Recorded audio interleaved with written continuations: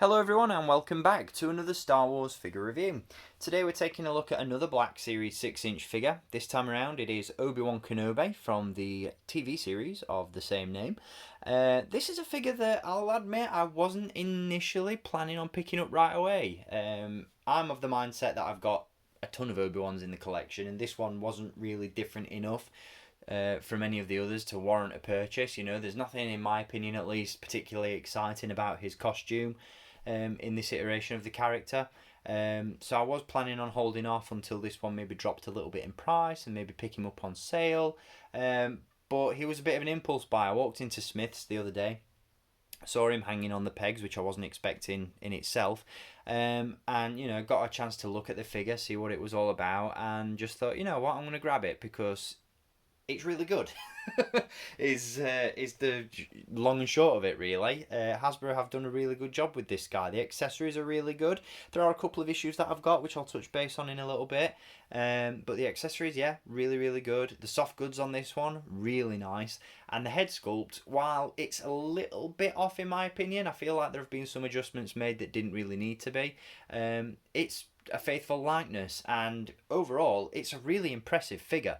Hasbro have really gone to town on this one and have really gone a long way in designing it and putting it together in a little bit of an unusual way. And again, we'll touch base on some of those in just a little bit. But yeah, for the most part, really, really impressed with this one. The one major fault, and it's not so much a fault, but the one major issue that I have with this one, and I'll touch base on this before we jump into the review just to get it out of the way because I don't want to spend too much time on it, is the fact that the figure does come with Lola, the little droid that belongs to Leia Organa, of course. And while I'm absolutely thrilled that Hasbro included this, and they've really packed some detail into it as well, like the amount of little removable parts and articulation that's in a droid of this size is really off the scale. But the one issue that I do have with it is, I don't know how well you can see this on camera because the timestamp's right in the way of it on my screen. But it comes with this little display stand, which is genius. I really, really like that they included this because not only does it serve as a display stand, but there's also a little clip on the bottom of it that actually attaches to Obi-Wan's fingers that makes it look like he's sort of got Lola hovering in his hand, which I think is genius. It's really, really good. And you know, it's something that I don't think we really give Hasbro enough credit for these days, is their sort of attention to detail when it comes to things like that. I love it. But the display stand is damn fragile, so I just want to warn you guys about this if you pick this figure up for yourself. It's damn fragile. It serves as a sort of ball and socket joint stand, so what you'd do is you'd pop off Lola's legs and replace them with the display stand, but I tried to jam the display stand in there and the display stand, or the neck of it at least, actually bent to such a degree that I thought I was going to snap it, or that it had already snapped. So just be aware of that if you pick this one up for yourself. I think personally I'm going to display Lola on my shelf like this, just because I really don't want to put any unnecessary force, no pun intended, on that display stand. But like I said, as a design, it's really bloody good, and I think Hasbro really deserves some commendation for that, because I don't think they do that enough. I don't think they really go to those sort of lengths to give us that much detail, like I said, especially with accessories as small as this one. But I've waffled on quite a little bit, and we're not even into the review, so without further ado, let's jump into this one. And as always, we'll kick things off by taking a look at the packaging that Obi-Wan comes in. So of course we do get standard Black Series packaging for this figure. You've got this really nice light blue trim that goes all the way around the edge of the box to indicate that this figure is from the Obi-Wan Kenobi series. The artwork on the side is really, really nice. I think that looks great, and once again, when combined with other characters from this line, creates a really cool mural image. On the back, you've got the fact that this is number 1 in the Kenobi lineup, brief description of the character, or at least the events of the series, and that image of Obi-Wan once again. So standard stuff in terms of packaging, nothing too spectacular. So let's jump into it and take a look at the figure. So here we have our wandering Jedi himself, and like I said, this is a really, really nice figure. Hasbro have done a fantastic job with this guy. Obviously, this particular version of Obi-Wan depicts him in his wandering Jedi outfit, in the sense that he's on the run from the Empire. He's trying to hide the fact that he's a Jedi, but if you ask me, he's not doing that good of a job of it. He's still obviously wearing a very two-tone costume, very much like a Jedi in that sense. He's still got his Jedi robe, and his face is plastered all over wanted posters across the galaxy. So he's not really gone a million miles to sort of change up his appearance and sort of hide who he is. But overall, as an action figure, this translates really, really well, and it's really well designed. I've got to give Hasbro that. They've done a really, really good job with this one. Because we've spent so long talking about the issue with Lola and her display stand, we're just going to jump right into this one, and I'm going to start giving you guys a look at the details of the figure and the articulation. So we'll kick things off with Obi-Wan's posability first and foremost. He is super, super articulated, and I'm really, really impressed with the amount of posability you can get out of this figure, and you'll see a lot more of that when I remove the robe in just a little bit. But first and foremost, he does of course feature a ball jointed head, in the sense that once again we have a ball joint in the base of the skull and at the bottom of the neck, so you really get a massive range of movement out of that head, which is fantastic. Again, the likeness is really, really good. It doesn't quite look exactly like Ewan McGregor, but it's close enough that I don't mind it. It's certainly better than that original Episode 3 Obi-Wan that came out way back when. And it's certainly an improvement over other Obi-Wan head sculpts that we've seen as well. So I'm definitely not complaining. I really, really do like that. I think the textures and colour in the hair and beard are really nicely done as well.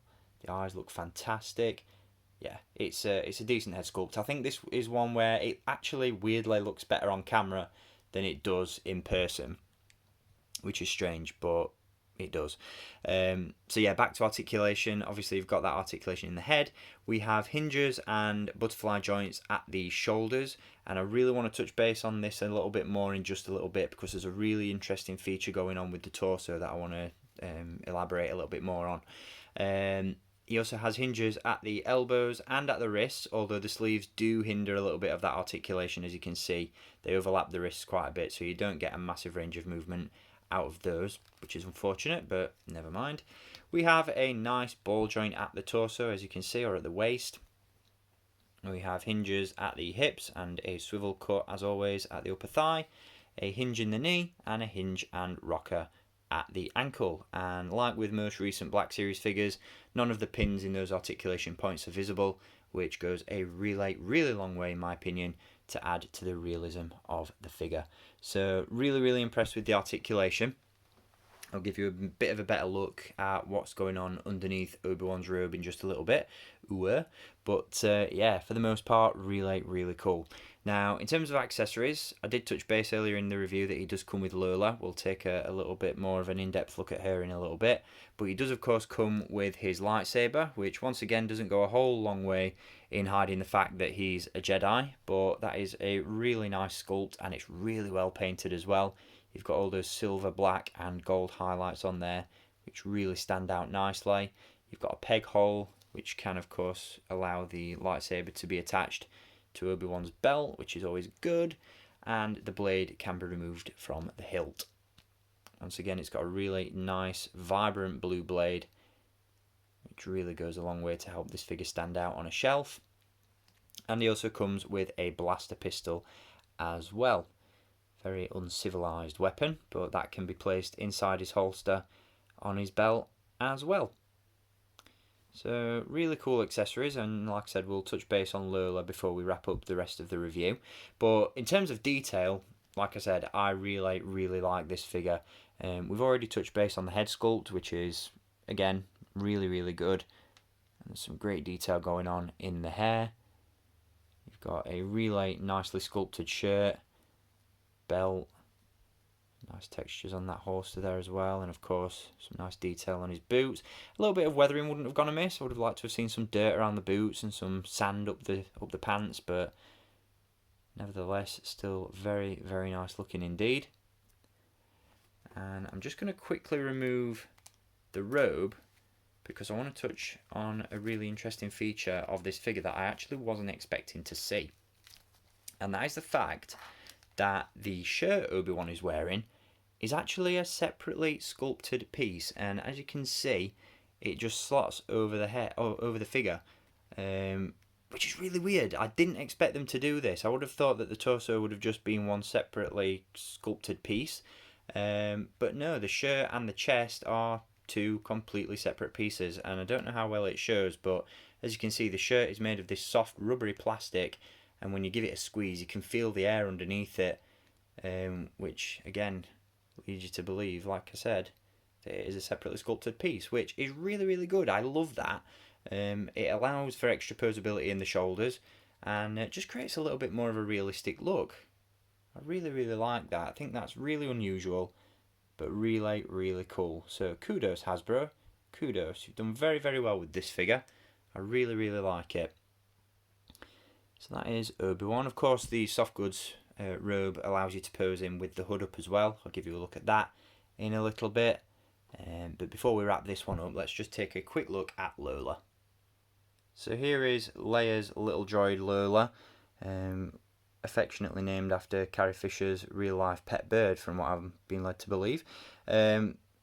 Apologies for the shaky hands. I'm trying to get this one in focus without dropping it, because it is, as you can see, bloody tiny.